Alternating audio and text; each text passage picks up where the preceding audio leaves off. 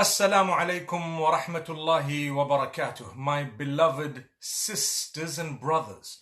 You might wonder why I started with sisters. Well, I can tell you today's discussion is going to be a discussion that will perhaps generate a lot of interest. It's about nail polish, mashallah. Nail polish. I've been asked by so many people about nail polish and a halal nail polish or a permeable nail polish, and what is its ruling. Now, obviously there are companies that are dedicated to doing things. They want to sell their product, and some of them might come up with certain things. They may know, they may not know. It may be okay, it may not be okay. So there, lately, a few years ago, some companies came up with a nail polish concept that is supposed to be compliant. Compliant meaning perhaps halal. That's the word they used as well. And several other companies have come up with it as well. They say it is permeable. Why is the word permeable used, and why is it so important? Let me explain.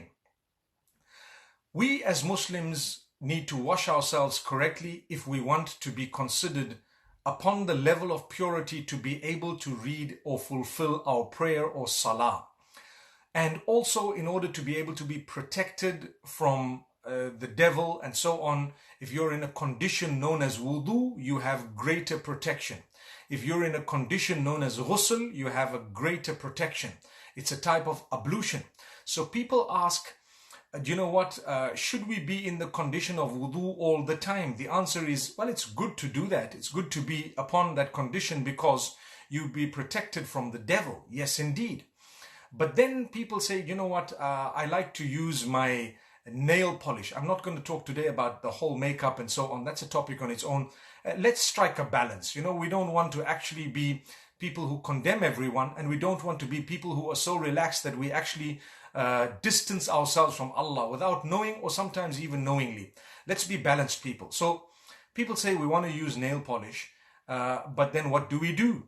So a lot of people who use the normal nail polish that's been around for years on end, they know that water doesn't go through that. So in order to be in the condition of wudu or ghusl, you would need water to go through right to the nail. Just like the film of hair dye on the hair, if it was not permeable, then the water wouldn't go through to the hair. Just like that, there is the nail polish. If the water doesn't go right down to that bottom of the nail, then the wudu is not actually valid. So now what would happen is people would put nail polish on, they would go for their function. Those who fear Allah, those who are concerned about their salah, those who really want to be protected from jinn and from the evil eye and from Satan and so on, they would be concerned about their wudu. So they would make the wudu, they would be in the condition of ablution, and then they would wear the makeup and they would hold that wudu in order for them to be able to pray the prayers that they would need to before the end of the day. Now, if you need to pass wind and you're actually holding it in, not only is it detested from an Islamic perspective, it is unhealthy from a medical perspective, and it is wrong. Actually, you know, to hold your wind in and knowing that you really desperately need to pass that wind. So to be very fair, holding it in is actually an option for some, but it's not a healthy option, nor is it considered okay. It's actually makruh, which means it's detested to hold in. But some people, their nail polish is so valuable for them, they don't mind holding it in. Your eyes become red because I wonder where that gas goes. But anyway, it must be going in, up somewhere, because, you know, warm air rises. So it gets in somewhere, it gives you heartburn. It gives you not only heartburn, but the gastric pains, and you think you're dying of a heart attack. But you know what? Just don't use that nail polish, or just pass the wind, and your heart attack will stop. Subhanallah. Anyway, my beloved sisters and brothers, I tell you what we need to know is those are the people who are concerned about their prayers. They're holding their wudu. I'm telling you, don't do that. You know what? There is another category of people who just don't use that nail polish because they use henna or they use something else, you know, that they know is permeable, not permeable, or permeable or not is besides the point, but they know they're not going to actually compromise their relationship with Allah. They want to fulfill their salah, do the wudu properly. They want to pass wind when needed, obviously respectfully. Respectfully meaning not in public, But at the same time, my dearest sisters and mothers and brothers and fathers, listen to this one. Now they came with some nail polish they said is permeable.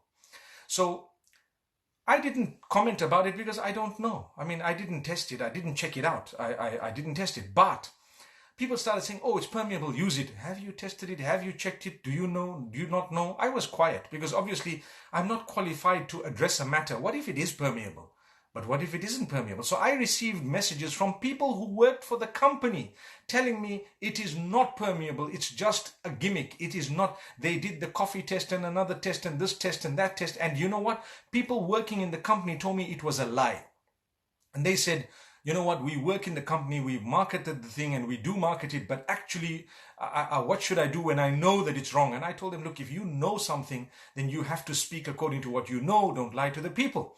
However, let's still give them the benefit of the doubt. We don't know. I still don't know. Recently, there's another company that some of my friends and even some family members and others have told me, no, it's permeable. You got to put less than 2 quotes and then you have to wash it under the water about 6-7 times, you know, and you got to, and then sometimes it gets stuck on the side of the nails and, you know, they say then it becomes permeable and not. I have one answer.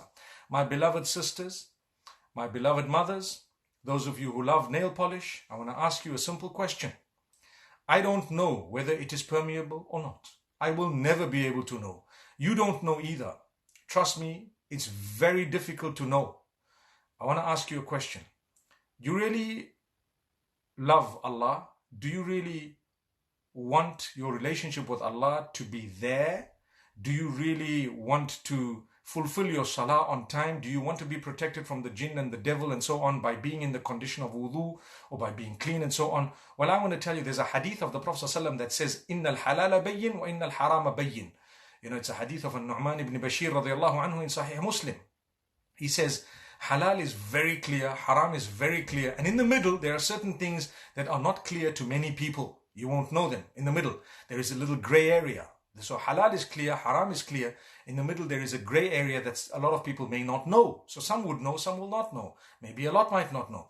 The hadith says, فَمَنِ اتَّقَى الشُّبُهَاتِ فَقَدْ اسْتَبْرَأَ لِدِينِهِ وَعِرْضِهِ. What a powerful wording. Whoever stays away from the grey area has protected themselves and their deen completely.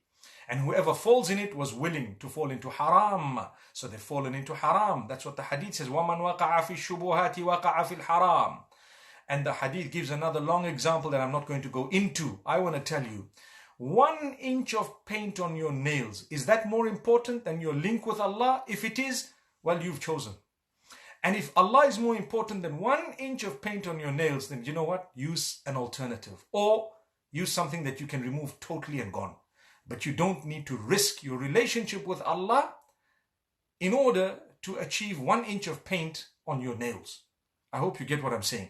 So I'm not condemning anyone. I'm not saying that it is or it isn't permeable. I'm saying it is something that is debated heavily. If I was a person who needed to do something that would compromise my relationship with Allah or even risk it, I'm risking my relationship with Allah. I put both things together. It's too big a risk for such a small little thing. Just have clean, beautiful, lovely nails and that's it. Go ahead and love yourself. Today, we're taught that you need to cover your nails, you need to cover your hands, you need to cover your lips, you need to cover your nose, you need to cover your face, you need to cover your eyes, you need to cover your pupils and your iris. You need to cover, you need to do your hair, you need to do your face, you need to do your this, you need to do your that, you need to actually do your shoulders, you need to do your breasts because they don't show properly, you need to add or subtract from that, you need to do your backside, you need to do everything. We are not happy with what Allah's given us. We want to do it to the degree. And it's not wrong to do certain things to a certain level, but we do it to the degree that we don't mind compromising the relationship with the one who gave you the life and those nails and everything else. So I'm just saying, you know what, guys? Do yourself a favor. If it is something that you're unsure about, just leave it. What are you losing? Just quit it. Are you ready to actually compromise your relationship with Allah just for an inch? Subhanallah. So even if you're using a permeable one, take it off completely to make the wudu. That would be my piece of advice. Because on the day of judgment, it will be too late. You cannot catch the people of the company to say, you guys lied to us. But no, Allah said, don't you know there's a gray area? It's debated. It's heavily debated. Are you sure you want to risk your life? I've seen people who actually have suffered with a lot of jinn and so many other problems and ayn and what have you, because they're not in the condition of wudu, they're not even bothered, they're not even in the condition of ghusl. They've had a major janaba according to the Islamic terminology, they have this impurity and they're not even bothered about it, and they get affected so badly and they don't know why. Well, you don't have a connection with Allah. Develop your connection. Start off with, don't try and impress the dunya, impress Allah. Show off to Allah. Say, oh Allah, I love this. I love it so much. But you know what? I'm not going to use it. I'm going to quit it. You know why? Because I don't want to risk my relationship with you, oh Allah. Imagine if I read Salah for 5 years with this whatever on. It can either be acceptable or it might not be acceptable. Guess what's going to happen? Imagine if it's not acceptable. It's too big a risk. Imagine if people give you're gathering £50 notes every day, $50 notes every day, and $100 note, $100 bills every day, and 5 years down the line you've gathered a whole pile and you find out they were all fake. What happens? Wow, you're the fool. You should have found out from day one that, you know what, I'm actually risking this. Let me not gather these big notes. I rather gather something that I know I'm not compromising the authenticity of it. This what I'm telling you is even more. A lot of sisters will be upset with what I'm saying, but trust me, my beloved sisters, it's only out of the love we have for you that we're sharing this with you. To say, you know what, you don't want to risk your relationship with Allah. If there's something that's debated, just leave it out. They're saying it's permeable or not, consider it not permeable and move on. Finished. But if you're going to consider it permeable, you have actually taken on your shoulder a huge burden.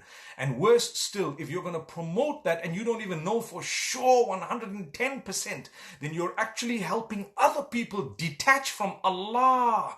And the little link that you have with Allah through purity, which is the most important aspect of Islam, is tahara. The Muslims pride themselves because they use water to wash their backsides. Allahu Akbar. It's a fact. We use water because it makes you pure and clean. And everything is pure. Islam is based on purity and tahara. The hadith says, your purity is half of your faith. Is all about purity and keeping clean. And imagine that cleanliness is compromised because of one small droplet of paint. No way. Not at all. I'm not going to compromise my salah. I'm not going to compromise my link with Allah, my tahara, my cleanliness because of 1 inch of paint. If you would like to compromise it, that's totally up to you. May Allah bless you all. I hope this little video has helped you.